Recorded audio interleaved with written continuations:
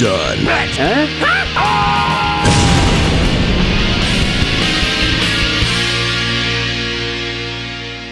Hello, I'm the Nostalgia Critic. I remember it so you don't have to. Let's talk about Ralph Bakshi. From the 60s to the 80s, he was one of the few animation directors that insisted animation shouldn't just be for kids. In fact, some should be explicitly for adults. This resulted in him making films that often gained critical and even box office success. Most of the time, these movies were weird, political, raunchy, and usually in bad taste. Bakshi himself also gained a reputation as being weird, political, raunchy, and usually in bad taste, usually splitting people's opinion of him. Some say he's a genius, others say he's mad. I say he's a mad genius. Yes, the madness can overshadow the genius, but the genius can also overshadow the madness. And since his passing recently, I figure it only makes sense to look at his greatest work, American Pop.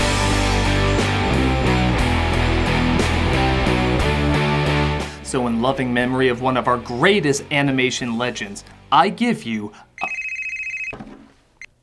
Hello? He's not dead? Oh. I could have sworn I heard that somewhere. What? He's coming over here? Oh, hell no! You keep that loon away from me! You lazy asshole! Stop it! Stop it! Oh, you need to fight the crypto-fascist system of the man by throwing big-titted ladies in blackface waving around bananas, which represent our economic downfall. What the hell are you talking about? I'm talking about Nom. Here, have a puppy. Ow! Ow! Look, I kind of thought you weren't alive, meaning I could praise your genius without having to actually deal with you. Stop sucking my cock, critic, and talk about something really interesting. Like what? Like the last feature film I ever made's Cool.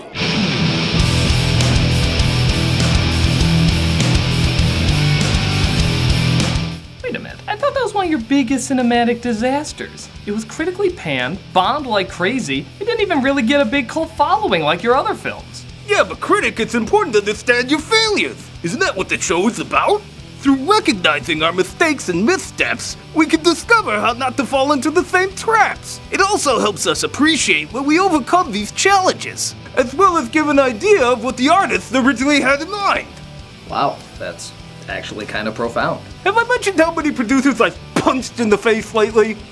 Well, nevertheless, you have a good point. Yeah, more producers need to be beaten. No! Maybe. I'm talking about reviewing Cool World. Analyzing how it didn't work, why it didn't work, and how it wasn't necessarily a great director's fault. Hey, did you ever see the movie I made for kids and then swearing, gore, and Nazi propaganda? It's a family picture. Pray for me, guys. This is Cool World. So nothing says cool, risque, and badass like 1945's Nevada. The Lindy Hop could not be contained. As World War II vet Frank, played by Brad Pitt, returns home to his mother. And he has the perfect surprise for an aging woman in her 40s, a motorcycle. You ready? We're going for a ride. Oh, no, I have to finish dinner. One ride. Come on, let's go riding 10 miles per hour in the middle of the desert in my best suit. We'll go down to the hottest spot in town, the gambling casino, right next to the drinking bar. But a drunk couple are driving recklessly on the road and crash into Frank and his mom. Oh, no, not that couple, this one.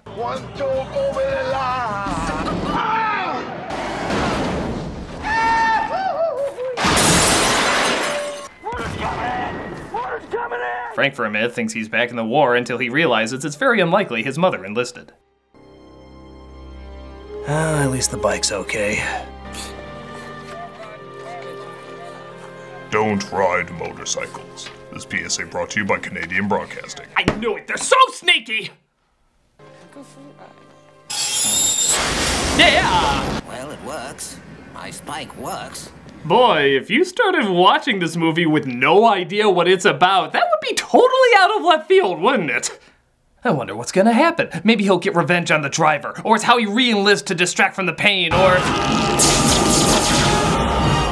Oh, bother. Dr. Wily creates Brad Pitt Man. You're not real. We may not be real to you as yet, but we will be. Just as Frank is wondering why he's in a different movie, presumably called Who Plagiarized Roger Rabbit, we cut a mere 47 years later where a prisoner named Jack, played by Gabriel Byrne, is getting dragged into his cartoons. Wow, the alternate ending to Shawshank Redemption is much more classic Stephen King. Thus, he's given his introduction not only to Cool World, but to Hollywood, played by Kim Basinger. My God, I've created anime. Man, this guy knows all the smooth moves, doesn't he? He's doing the classic put boob here technique. But Jack is immediately sent back. I guess Holly just wanted to ask if her body was as impractical as Jessica Rabbit's. As we see, 47 years have been pretty kind to Brad Pitt. Actually, who am I kidding? They fucking have! But he's angry because Holly apparently brought a human, or Noid as they call them, into their world. Rumor has it, Holly, that you had a Noid visitation at the Slash Club last night. Don't you know what they do to pizzas? You're just a regular true believer in law and order, huh? Being it, Kappa. We're gambling on Feifel's ransom. And by the way, if you think some of these animated sections seem random, check the rating on the What the Piss-o-meter with these scenes during their chat. You could help me. Ghost of Spuds McKenzie does not approve. Get a load of this one. Don't you see? They're real. They really taste it. And when they do it with a man, oh. So Ralph. Yeah, what? First of all, what are you eating? An eyeball and mustard sandwich, of course. No, of course. Second, what's with the random bits of animation not tying into anything? Oh, well, originally we were gonna have all sorts of cool stuff, but then the studio got involved, and next thing you know, we didn't even have a script. So with nothing to do, I was just like, hey, friends, just draw some random shit and we'll just toss it on the screen somewhere. Yeah, but some of those animations aren't even finished. In fact, you actually played this animation twice in the same scene, literally drawing attention to the problem. Did you think showing it twice would somehow complete it? Hey, I wanted to show the studio what happens when you mess with an artist's vision. You have a bad movie with your name on it. And get paid for it. I can't tell if you're my hero or the worst kind of crazy. Can it be both?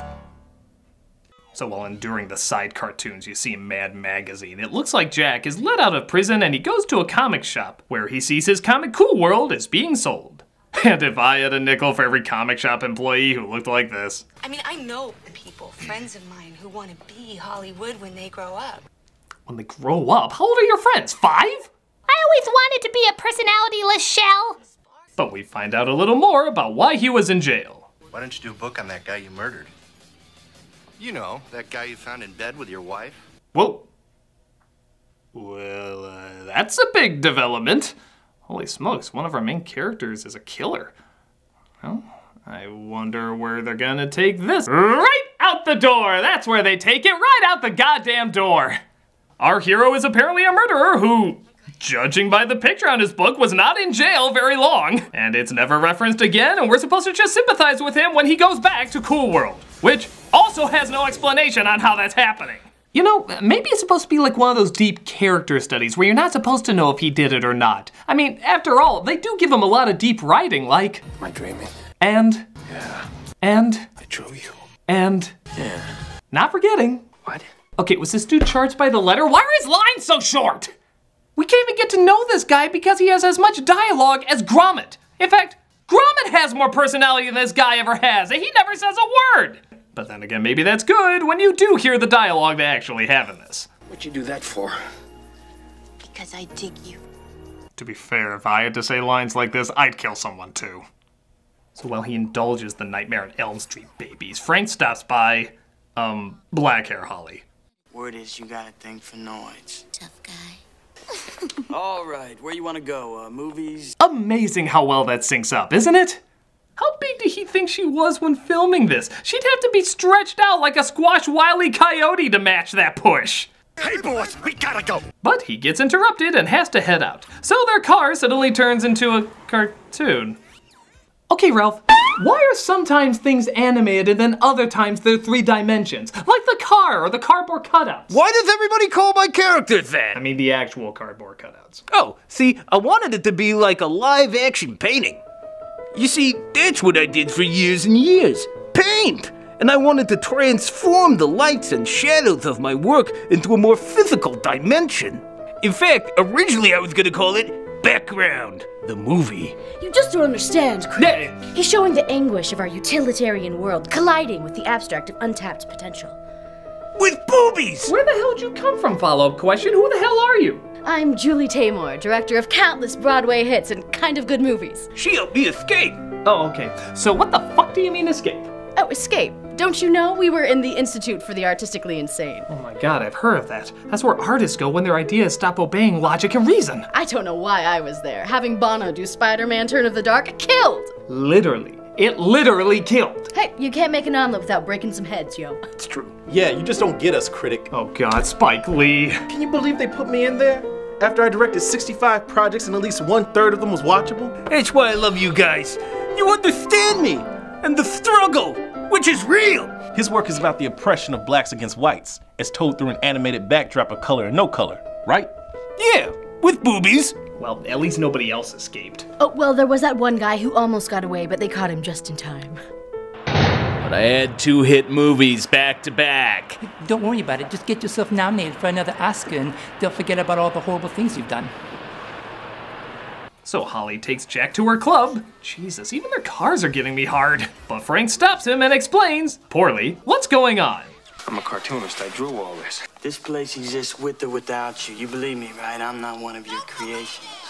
Oh, now everything makes sense. Thanks for clearing that up. We don't need any more information beyond that. That's like God coming out and saying, I created the cosmos and the universe. All except for Sweden. I don't know where that came from. Oh well, I'll just accept it. Sweden. Ordinary fountain pen, right? Around here, this can be a big nuisance. Kind of like our foreground. One should be careful how they wave this thing. No, I don't get it. Of course you don't get it, because you're a wackadoo. Hey, that is our word! He also explains that in this world of cartoons, or doodles, there's only one law. Noids do not have sex with doodles. Think she's got a thing for you, don't you? Truth is, she's been after me and every other Noid who's come through here. It's just that no one's been insane enough to get involved with her. I somehow doubt that. Have you seen DeviantArt? Getting involved with her is not the craziest thing compared to others. So Jack is dropped off back home, resulting in him driving to the desert to pace. Oh, that was worth a whole shooting day. Back to where we just were. Thank God we had that essential 26 seconds of him being in the real world. Now we can go back to exactly the same place we were. Why don't they just call this Scenes? Scenes World. So after, I don't know, something stupid, Frank goes back to Holly's place. Do you think she'll let us in? Well, it is one of only 2 places he goes in this city, so I would hope so. He goes up to Holly to say pretty much the same thing he always says. You stay away from the Noid? Yeah, that's like 90% of your dialogue. You're totally on repeat. You're the mother-daughter scenes from The Room. We heard you once, the other 70 gajillion times aren't needed. Be content with the cards you've been dealt. Will you prance around here waving that gun around like you're some big deal? Wait, hold on. Is anyone even listening to us? Or are you too distracted by the background? I know you can chew the scenery, but what do you do when the scenery chews you? But Holly, of course, has Jack hidden and definitely has plans to feel the burn. But not before a lot of persuading. Can't go any further than this, Holly. You gonna follow the rules? No. Or are you gonna follow your instincts? Yeah. Persuading over! I feel like I'm getting an STD just watching this.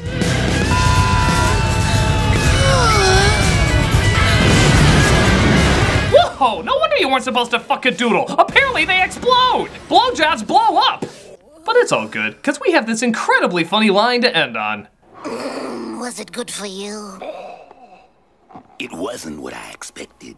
The movie in a nutshell.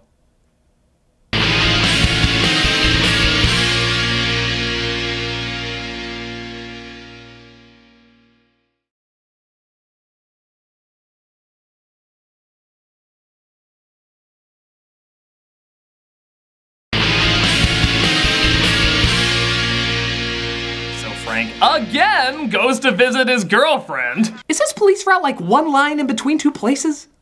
Where he once again makes awkward chit-chat. Tough night. Now that's a sensual massage. I call this the almost puppet mouth. We also see that having sex with Annoyed results in the doodle becoming Annoyed herself. Oh, I suddenly want to make terrible career choices, like being 50 Shades Darker. She of course wants to go to the real world to see if that too looks like a lesser production of Bebe's Kids. And because exposition is apparently too expensive, they just transport again without ever explaining how. Okay, Ralph, they start off talking about this spike that's used to teleport people in between worlds. Yet it's never used again in any of these other teleportations. It just seems to happen whenever they want, and sometimes even when they don't want. How do you explain that? Oh, I don't know. What do you mean you don't know? I thought you wrote the script! Well, the original script, yeah. You see, I sold Paramount a hard R animated horror film mixed with live action because that kind of genre hadn't been done before. But on the first day of shooting, I was given a completely different script that was written in secret by 2 other writers. So literally from day one, I didn't know what I was doing because the movie I wrote wasn't the movie I fucking wrote. Holy smokes, no wonder so much of this isn't making sense. It actually happens more than you know. Yeah, producers change everything and we get all the blame. When will people learn that the vision of the artist is all you need to make something brilliant? By the way, I love when you did Lord of the Rings, how you made Saruman Arrow Man. Yeah, just hit the letter S. As you should. Well, that's nothing compared to how you did a torture scene in Drop Squad with Oreo cookies. And dressed a woman like Aunt Jemima. Or how you dropped like a whole third of the story and across the universe. Nobody understood! They never do. I'm not sure it's a bad thing. So the two of them end up in a nightclub where we see Frank Sinatra Jr. figuring out the best way to fire his agent. Seriously, why did he take this cameo? That's my club. Well, that answers that.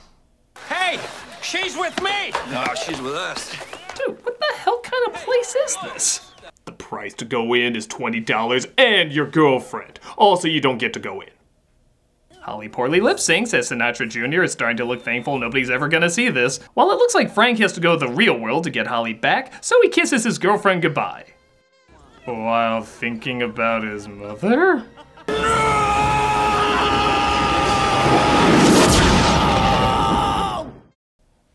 Fangs!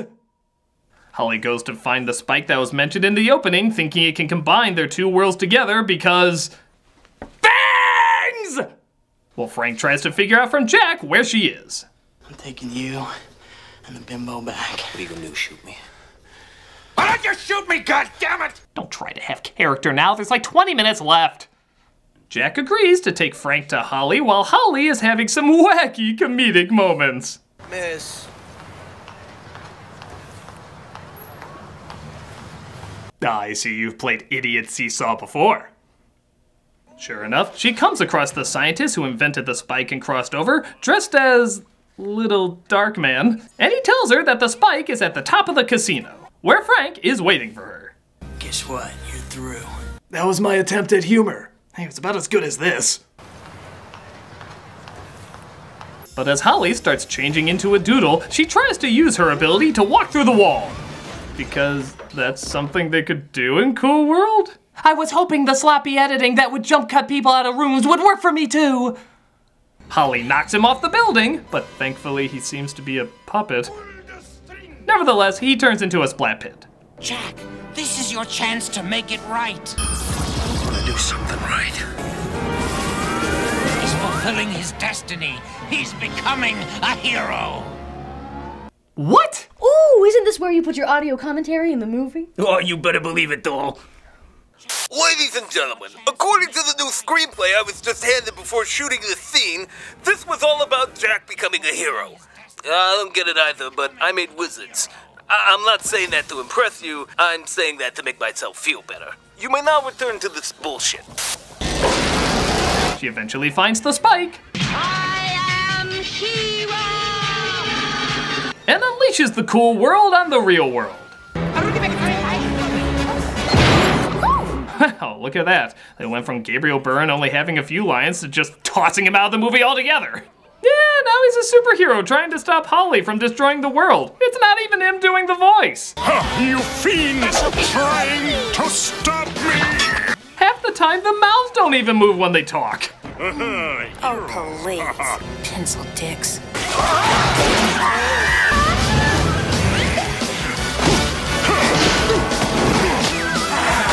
Well, this is a really nice Ren and Stimpy cartoon.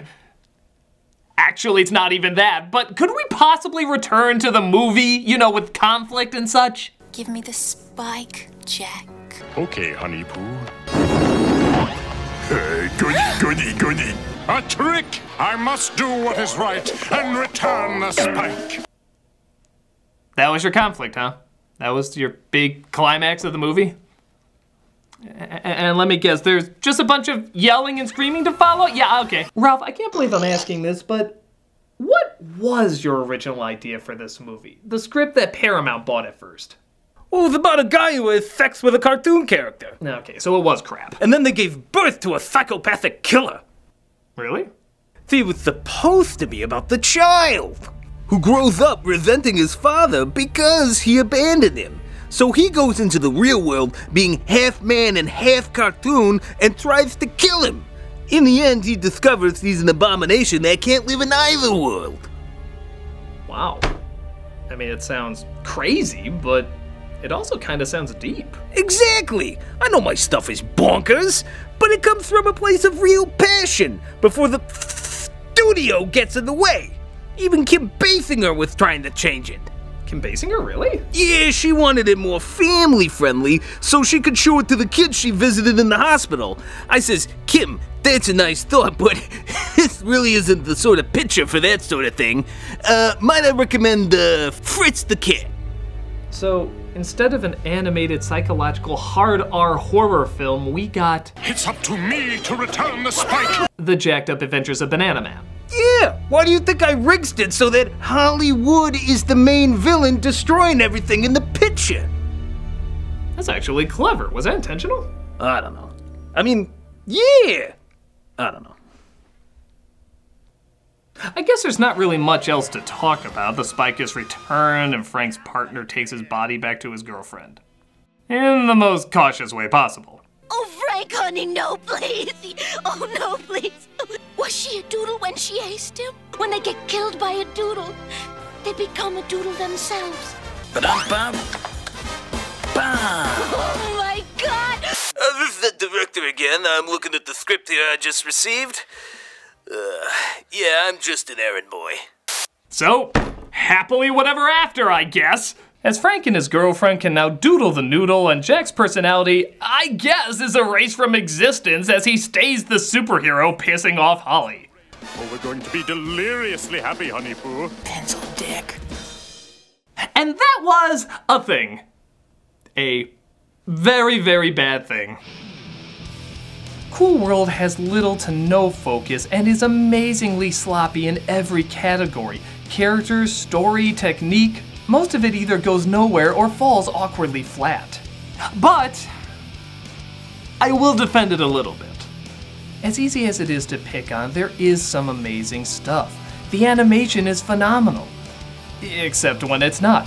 The backgrounds are spectacular.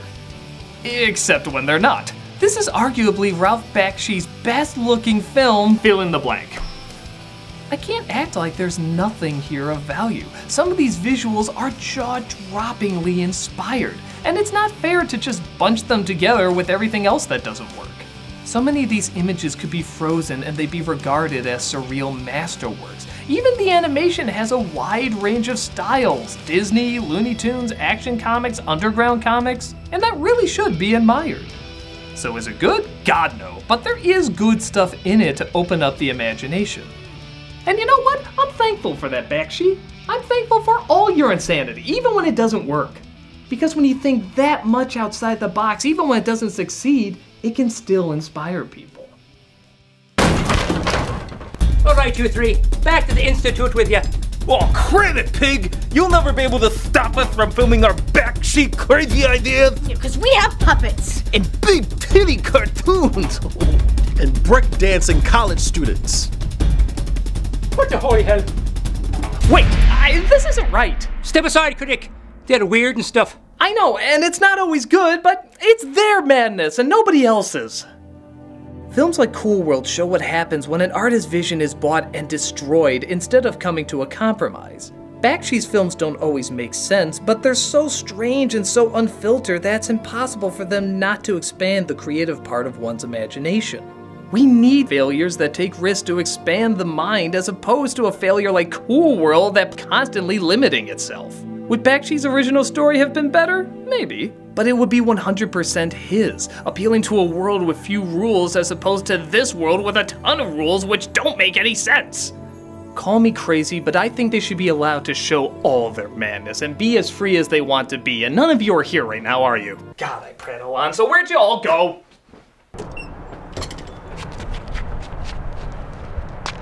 I've lost him. Up here, you lazy asses! Screw logic!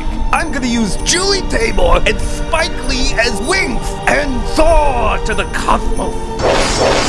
To titties and beyond! My God, that's the craziest, stupidest fucking thing I've ever seen in my whole life. Yeah, may it inspire us all. I'm the Nostalgia Critic, and never lose track of the right kind of madness.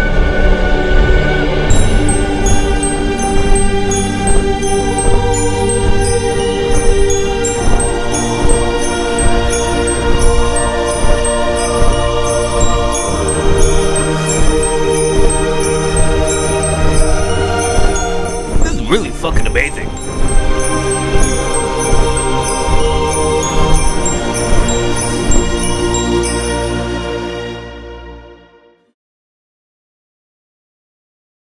Of course you don't get it, because you're a wackadoo.